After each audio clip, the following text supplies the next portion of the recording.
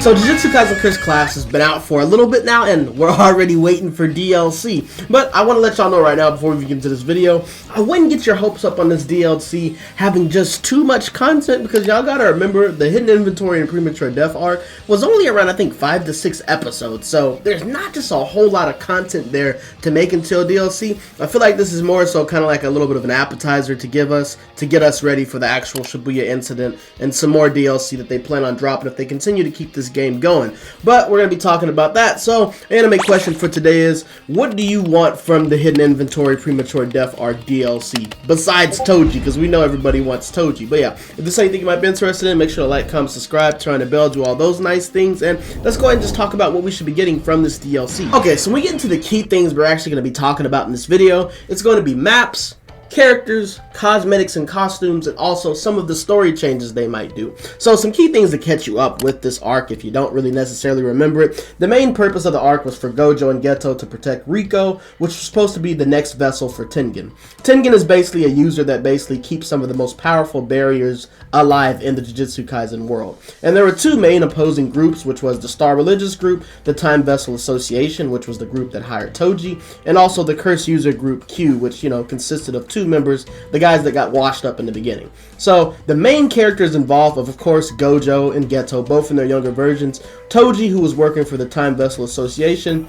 Riko, which, you know, was the vessel, and Misato, which was basically Riko's assistant or the person that protected her. We also got some appearances from the users from the Curse Group Q, which was Kokon and Bayer. We also got to see the Shikigami user, which was the old guy that Geto, you know, humiliated, the cloning user who had like the bag on his head, and we also got some younger versions of Nanami, Mei, Utahime, Principal Yaga, Yui Haibara, and also Yuki, which was the one who talked to Geto whenever he was dealing with the confliction if he wanted to continue to protect humans. So we know that the developer is Biking, and Biking also worked on My Hero One's Justice and also My Hero Ultra Rumble, and they showed in My Hero One's Justice that they will duplicate characters. We saw that we got multiple different versions of Deku, and then we saw in My Hero Ultra Rumble that, you know, if they don't give us a whole new character, they could also give us new skill sets, like what they did with Deku, giving him a new quirk set. So as far as the characters I think we'll get, I think that Toji will get a whole new character for himself. He'll be a completely different character, and if y'all want to actually see me do a deep DLC concept for Toji,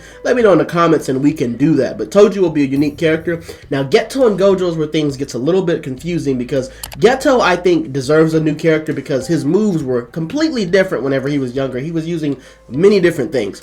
Gojo, on the other hand, was a little bit similar. I mean, he did come to his awakening of using Hollow Purple, but I don't know if, you know, you can contemplate him actually having a full new character. But I think what they'll do for Geto and Gojo is give them an alternate skill set, similar to what they did with My Hero Ultra Rumble. But let me know how y'all actually feel about that. So, some maps that we might be able to get, I think we'll get the Rinchoku Girls Academy. They could do this. This is like a very much of a reach, but this is basically the school that Riko went to. We could also get the Okinawa Beach, because we know he went to the beach. I think this would be a good map to add. We could get the Tombs of the Star. This was basically where they delivered Riko to try to, you know, give her to Lord Tengen before Toji interrupted and things like that. And we could also get the House of the Children of the Star, which is where Toji took Riko's body after he killed her. This is where Gojo and Toji fought each other outside with all the pillars and things like that. Some cosmetics that I think we can get, like I said, we'll probably get the younger outfits of Nanami, and we could also get the younger outfits of Geto and Gojo, where, you know, their hair and everything is different. Some story changes, I think they will add new story mode. Actually, this is where I think a bulk of the content from this DLC is going to come from.